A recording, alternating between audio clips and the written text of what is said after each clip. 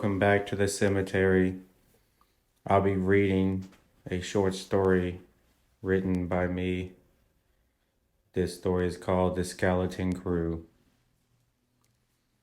Sometimes when you follow a dream, you fall into a nightmare. Greg always wanted to be a commercial fisherman and own his own boat, so he didn't hesitate to skip town and head to the bay, hoping he could get a job as a deckhand. When he drove into town, he was confused. The town was vacant. All the shops were closed, and for some reason, all the signs in the windows indicated that they were only opened at night. He assumed it was because everyone is out on the boats during the day, so it wouldn't make sense to be open during the day. His excitement overwhelmed his mind. He didn't want to face the reality that there was something about this town that didn't sit right. After all, he was finally taking the first step towards his dream, and more than anything, he didn't want it to end before it even began. Greg's excitement turned to nervousness when a long line of rigging appeared over the run-down buildings lining the coast. He found a parking spot, got out of his car, and just stood there, taking in the smell of the ocean and the sound of the water crashing underneath the docks. After he gathered up his courage, he walked onto the dock and looked around for someone to talk to. But no one was around. He became even more confused. Where is everybody? He thought.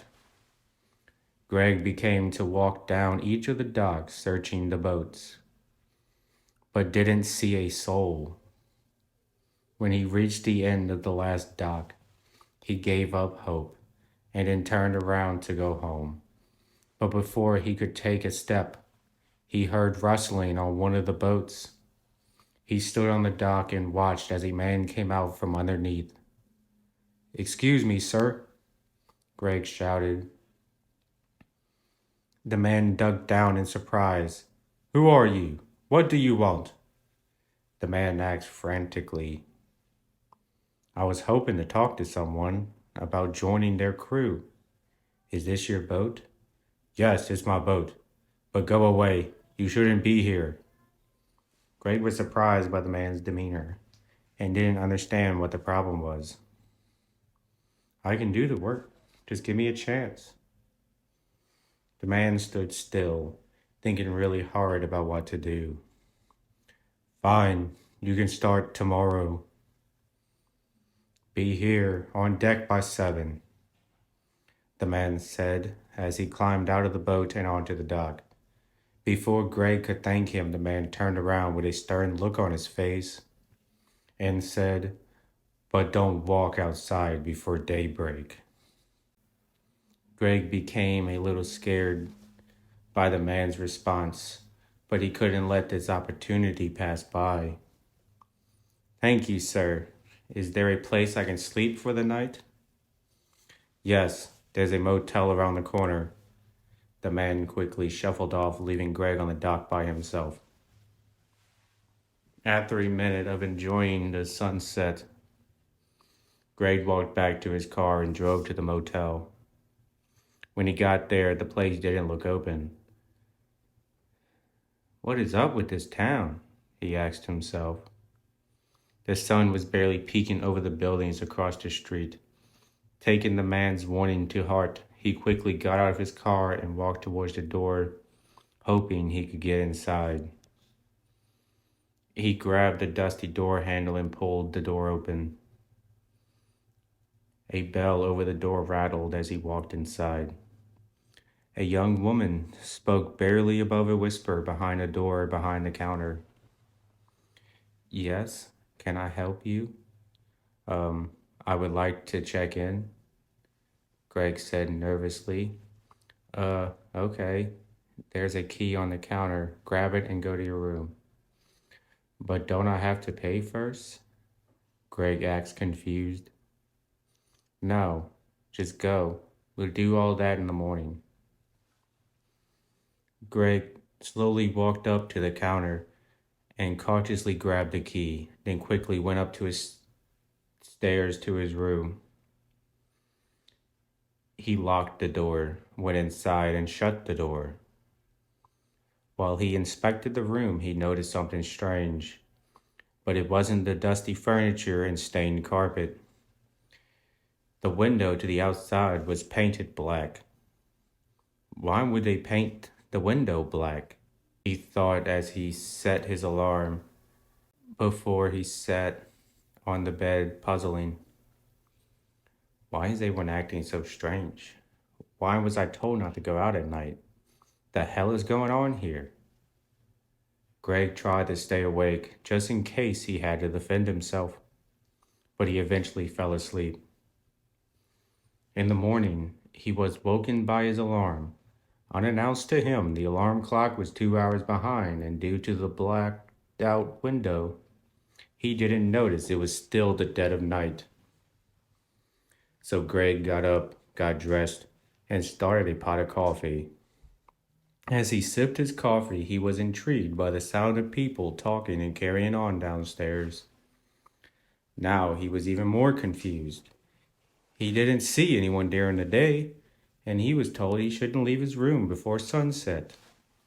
So why was there people downstairs?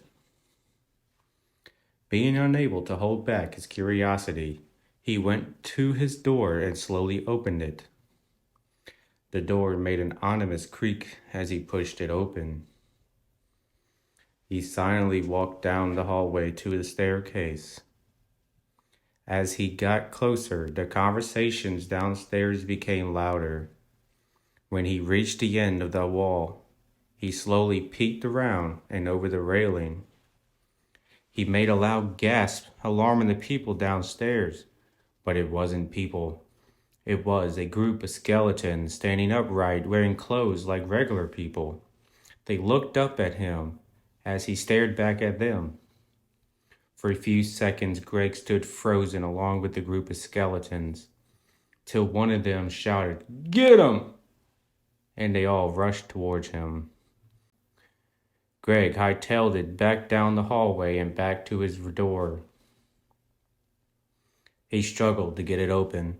As the skeletons reached the top of the stairs, he abandoned the attempt and ran towards the door leading outside to a balcony. The group of skeletons were still in hot pursuit. Greg made it outside and climbed over the railing and jumped down into an alley. He ducked behind a dumpster as the skeletons looked over the balcony, searching for him. After a few minutes, they gave up and went inside. Annoyed chatter could be heard as they went back into the motel. Greg sat behind the dumpster trying to catch his breath. Eventually, he mustered up the courage to come out of his hideaway and walked slowly towards the street. When he got to the edge of the building, he peeked out onto the street. He didn't see anything or anyone, so he stepped out onto the sidewalk. Whispering was heard behind him, so he turned around and saw two more skeletons standing right behind him. He screamed, "Leave me alone!" He ran to the opposite direction. While he ran down the road frantically, he started to notice that the whole town was covered with walking skeletons. When he turned a corner, he ran right into one. Greg stood in shock, looking down at the skeleton's bones scattered along the sidewalk. "Hey, watch where you're going," the skulls shouted. Greg panicked even more and slowly walked around the pile of bones and continued to run down the street. "You know, it's impolite not to put a skeleton back together," the skeleton shouted at him as he ran away. Greg turned down an alley and stopped for a moment, watching the skeleton from afar, putting himself back together. The skeleton turned around towards Greg, giving him the bird before continuing on his way. Greg then navigated his way through the alleyway and back to where the motel was. He hid back behind the dumpster while he waited for the right moment to run to his car across the street. When he thought the coast was clear, he got up and ran to his car. He quickly jumped inside, turned it on, and drove away, leaving the town for good. After driving for a few hours, he looked into his rearview mirror and screamed as he slammed on his brakes. He looked down at himself, not believing what he was seeing. He too was now a skeleton. Thank you for visiting the cemetery. I hope you all enjoyed this horror story. More like this and other types to come. Good day.